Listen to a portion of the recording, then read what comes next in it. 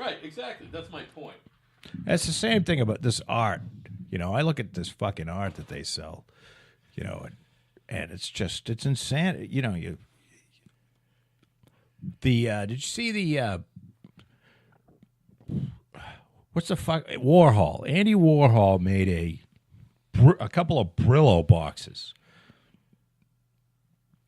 and He made a painting of Brillo box? no, he made an actual Brillo box. Okay, he made like 20 of them. Right. And it's a fucking Brillo box. Right.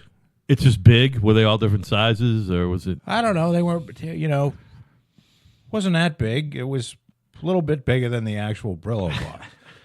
And he, made it out So of plywood stupid. and painted. I mean, it was silk screened so that he could do multiple Brillo boxes. And one of them just sold. I don't want to lie. You can look it up. It was either like $1.3 million Yeah, or I believe it. $3.1 million. I believe it. And I watched a documentary that basically traced the Brillo box from the original guy that bought it Yeah. and paid. Well, that was I my don't know, next. He paid $1,000 for That it. was my next question. So it wasn't owned by the Warhol estate. It was owned by No, someone. it wasn't So it was owned- a chain of owners. But the people, it focused on the people who originally bought it, and they put a plexiglass box over it and used it as a little coffee table. And they have pictures of it used as the coffee table. And they sold the thing, I think, for like 40 grand or something like that. The original buyers, okay. Yes, and they sold it to somebody else for 40 So grand. they did a 40-time profit or whatever. Sure. And then I don't know, I think it was sold again, but somebody who sold it either for 1.3 or 3.1 million, some crazy amount of money. Sounds to me like collectible art is a fairly good investment. Well, it sounds to me like if you brought the Brillo box anywhere, people would say, "I'll give you." If you put it out on a yard sale, no one would give you more than $3. Nah, for it. someone give you $20 for it. Be like $20. For a Brillo box. Absolutely. No, I think Not any Brillo box. Well, you can't tell. A No, Brillo box that somebody made, like Yes. out of oak tag or whatever.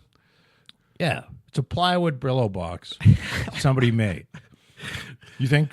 I think $5. I think $20 you can and get you for probably let it go for $250. it. Yeah, I'd fucking. So the value is very strange. I know.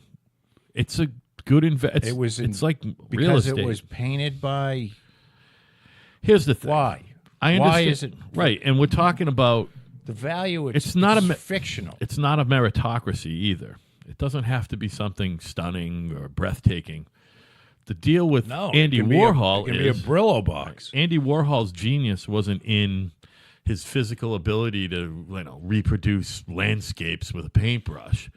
His particular genius, was finding a way to get people to collect shit that's fucking fairly uncollectible. And worthless.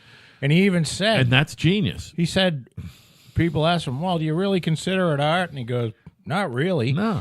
And, well, it's really easy to make. Yeah, that's why I do it, because Yeah. it's easy to make. It's easier than making lithographs, for Christ's sake. And, well, do you think it's art? Well, sure. There's a fucking lost art, huh? Lithography. That's fucking gone because of computers. I don't know what that is. It's just a printing method. That's all.